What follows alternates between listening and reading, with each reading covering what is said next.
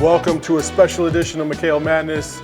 Obviously, I'm Saul. This is my guy Corey, and we have a special guest with us, the senior point guard for your Arizona Wildcats, Jaden Bradley. Jaden, how you doing today, man? Good. Appreciate you having me. Yeah, of course. No, we appreciate you joining the show. You are officially the first guest of our pod. Yes, sir. I appreciate that, man. Listen, we'll just go ahead and start off with something easy. Obviously, your journey to get to the University of Arizona.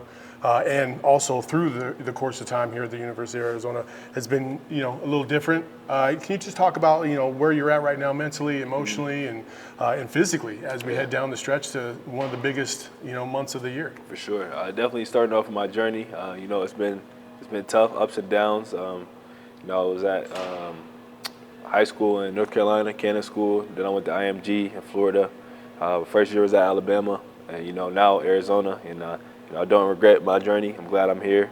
But like you said, mentally, definitely feeling good. Big 12, second year in the Big 12, and winning a championship is, big time. And like you said, March is a big time month in basketball, and I'm just excited for being the guys.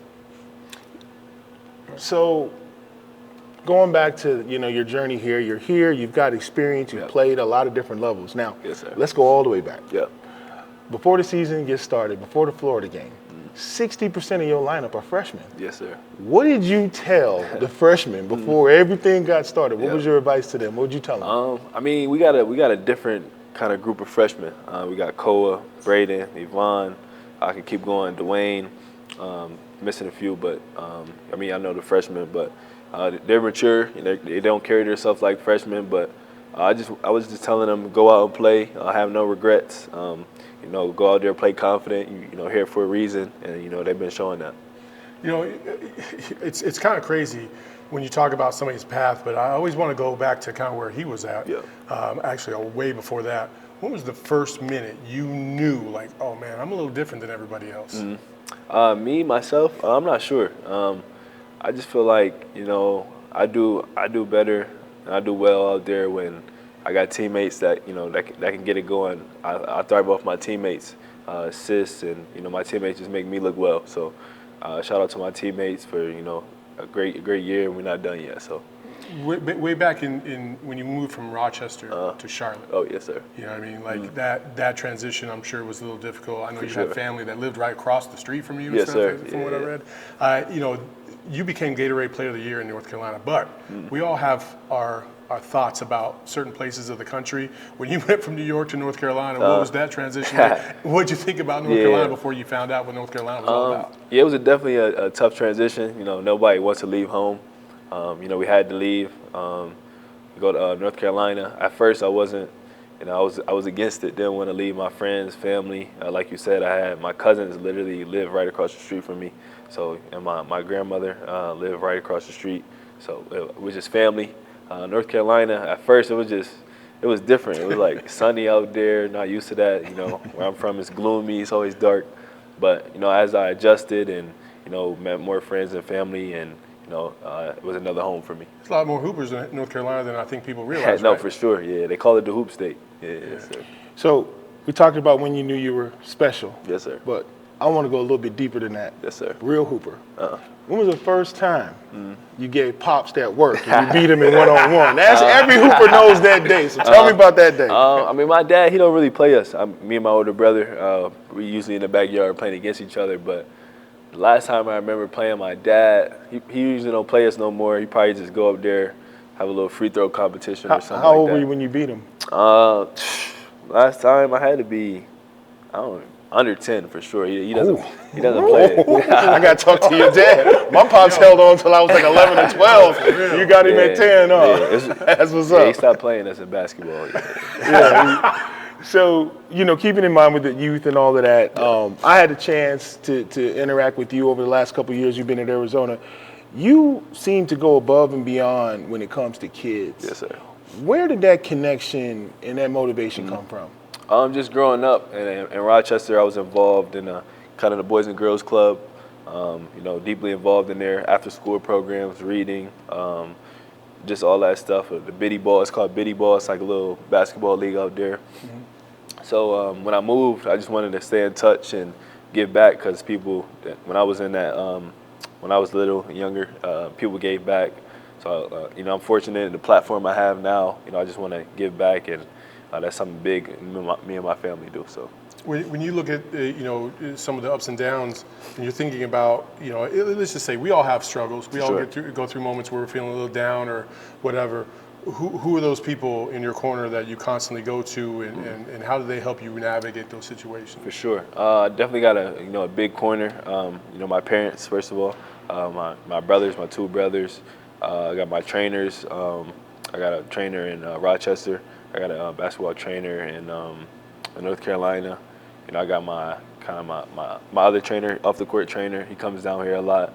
I got a big circle I could talk to, my friends, my family members. So shout out to those people, because like you said, it's definitely rough patches within the season, and I can reach out, and they're always giving me confidence and all that stuff. So. I noticed this maybe last season. Yes, sir. I watched. You have what I call the Kawhi Leonard face.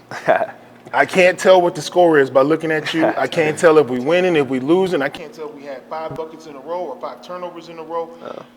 That expression, it makes people think of your mind state. Yes, Can you share what your mind state is, highs and lows, how you always try to just be in the middle? As a point guard, like you said, people, when times get tough and stuff like that, especially for freshmen and stuff, they look up to the leaders, the older people. And if they look at you and you got a panic face on and like you're nervous, they're gonna be nervous. So they look at me, like you said, I'm steady, and I just always been like that. Never get too high, never get too low.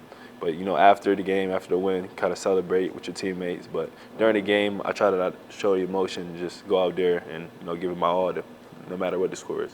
Speaking of that, your first year here at Arizona, it was.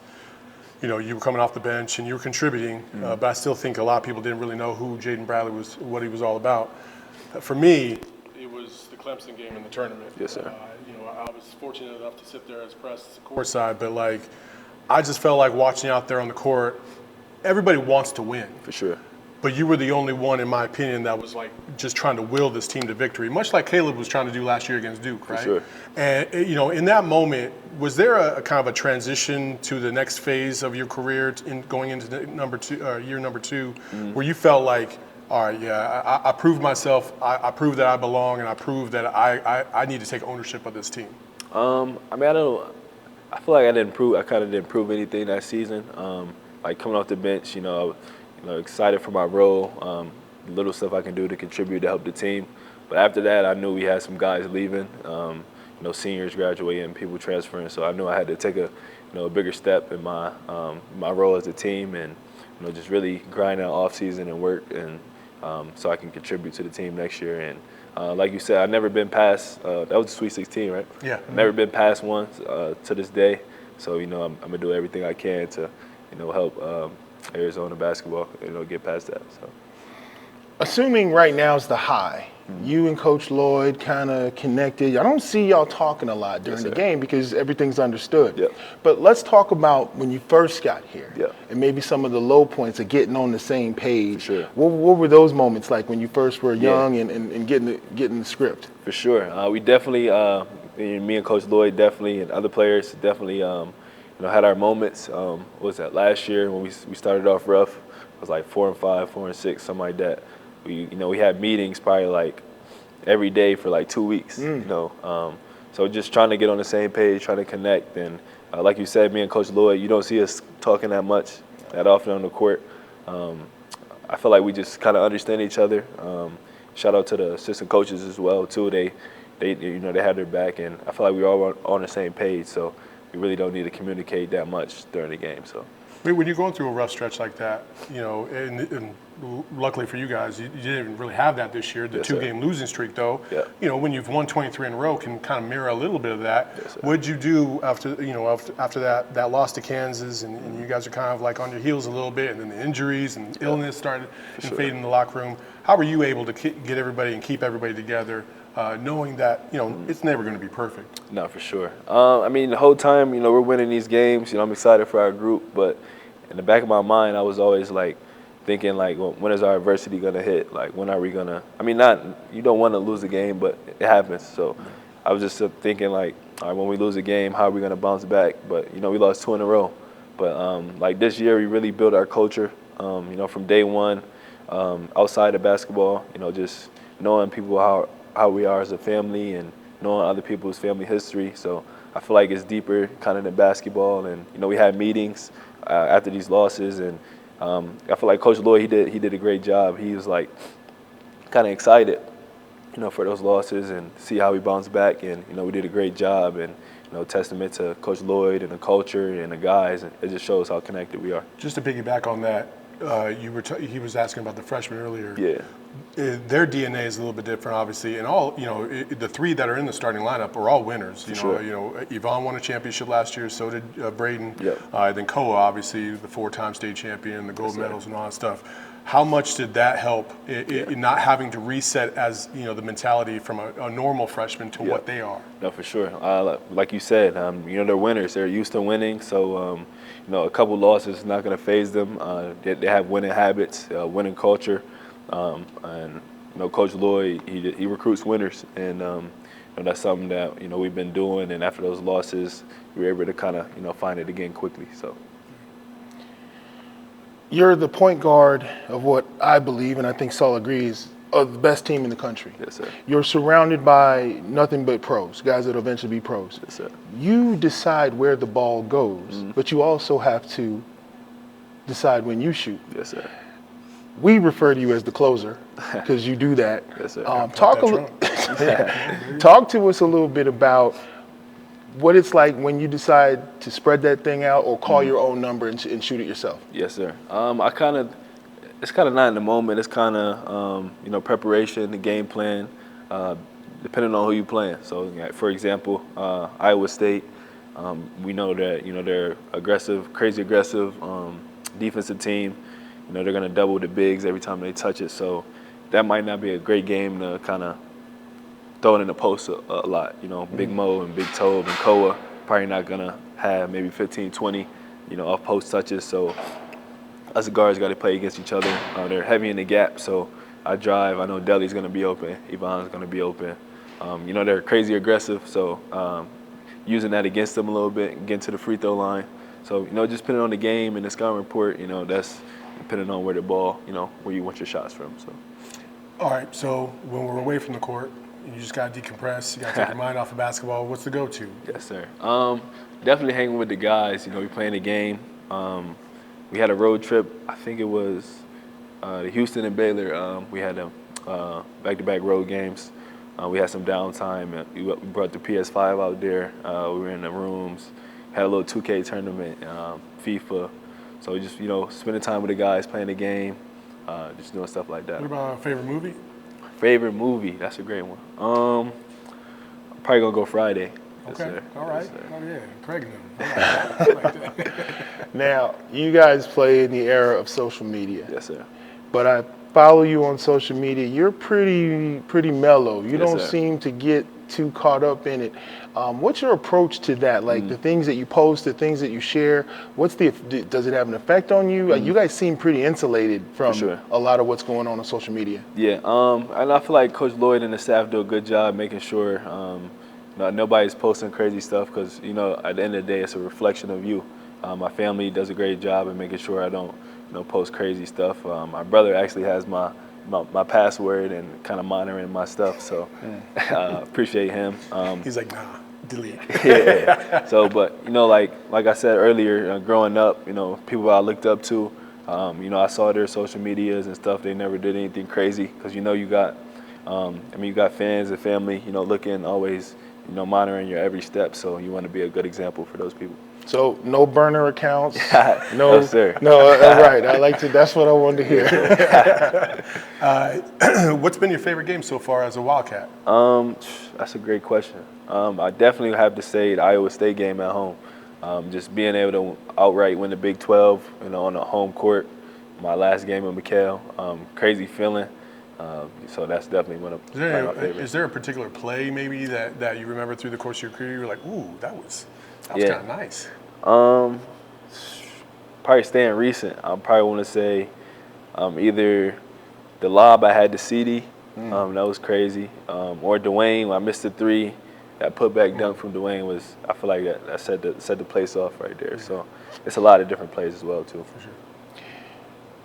You've got 3 guaranteed games remaining in your collegiate career. Yes, sir. You can push it out Yeah. to as many as, 10? 11. Mm-hmm.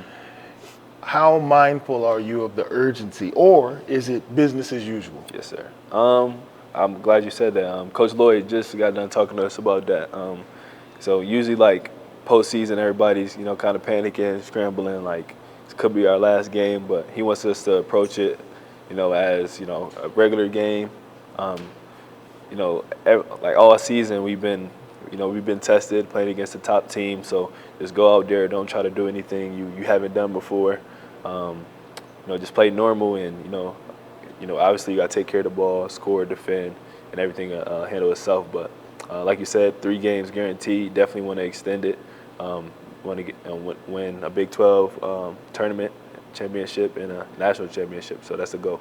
Have you had a chance to check out the LED court yet? Not yet. I'm excited though. I think I seen it. The girls just played, so I kind of seen it on TV, but it's a little different in person. Yeah, So. yeah. You've experienced Vegas. Yes, sir. And you've experienced Kansas City. Yes, sir. I mean, let's keep it real. Which Not one even. do we like more? For sure, got to keep it real. Vegas is just different atmosphere out there. It's always a lot of people, always stuff to do. Not from just a player's perspective, but families. I feel like you go out, you watch a couple games a day, but you have a lot of downtime, and Vegas just has a lot of stuff to provide. So. Arizona's forever going to be point guard you. Yes, sir. You have now joined a list of amazing point guards that have played here, and I have one question for you to Yes, sir. let the people behind the scenes. What do you say? Because this is going to determine where you are. What do you say when somebody messes up one of your dimes? Because that's how we were. I played with some dudes, so I'm just curious. Like, are you? What is your response? For sure. I really don't respond, but recently I've been on Koa. I didn't say the name names. But go ahead. I've been on Koa messing up my lobs. It's on me too. He say I throw bad lobs as well. All right. I've been on Crevis messing up some of my assists, but those are great guys. They get fouled a lot, so I know it's not purposeful. But I'm gonna tighten up my lobs, Koa. I'm gonna tighten up my passes, but You heard I it need here. to finish. I mean, we'll balance it out for you. For everything, for those types of actions that maybe not work out, there's probably a couple other times where you guys help each other in situations where you're like, ooh, I almost messed that up. Yeah, for sure. A lot of people don't realize when you're the point guard and you make a decision to give somebody an opportunity, that's almost on you. Like, you got to turn to coach and be like, I thought he had, and then people don't. It's a lot of responsibility when the senior point guard is throwing you the ball. You got to finish. So that's why I was wondering, because I played with some good guards at Arizona, and I know that's a lot of responsibility. When Damon gave you the business. Yeah, you mess up a lob or an open three, and it's not about they want the stats. It's about, hey, that trust. So Yes, sir. I was just curious, and I know that's a part of leadership that Yes, I think sir. you've done really well at. For sure. Thank you. With those guys, kind of speaking of which, Delhi struggled a little bit at the beginning of the year. Yvonne has kind of gone through some of those from the three-point line specifically. Yeah. What have you been able to do to kind of keep them up, keep them ready to go? Because Delhi's obviously come on of late, and I'm sure Yvonne will as well, as you guys move forward. Just always instilling the confidence in my guys. I mean, I know Delhi's probably one of the best shooters, in the country, and we're gonna need him down the stretch. So just instilling that confidence when he was going through a little rough patch, and look where he's at now, and probably been averaging like 20 for the last couple games. Yvonne's doing all the hard work, all the gritty stuff and stuff that nobody wants to do, and he's been great for us. He does the stuff that doesn't show up on the stat sheets. He probably won't have, I'd probably say like 6 points, but he's guarding the best player. He's getting rebounds. He's diving on the floor. Hyping up the crowd. But just instilling confidence in those guys, because our team is so talented. It can be a night where it's not my night. It's Braden's night. It's not his night. It's Koa's. It's Delhi's. It's Vaughn. So we're always happy for with another man's success. Well, to kind of wrap this up, unless you got something else. No, I just wanted to say on a personal note, Yes, sir.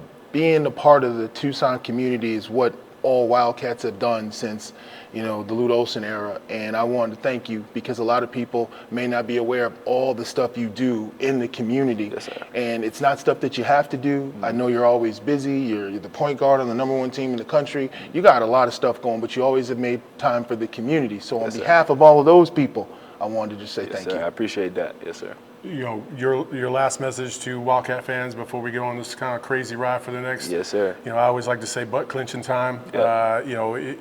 You have a huge moment in front of you. Obviously, nobody needs to tell you that. You know what the drought has been since the last time this program has been to the Final Four. A message to the fans to kind of keep them motivated as they should be, and positive as we move forward. No, for sure. And I mean, to the fans, we appreciate y'all from supporting us in McKale, and I hope y'all on this ride, long journey we got. A lot of games to be continued. Personally, I've never been past the Sweet 16, and that's definitely something I'm trying to check off my bucket list before my college career is over. So see you in Indiana. Appreciate y'all. So that's Jaden Bradley, star point guard for the University of Arizona. For Corey, myself, thank you so much for joining us on McKale Madness. Until next time, peace, love, bear down.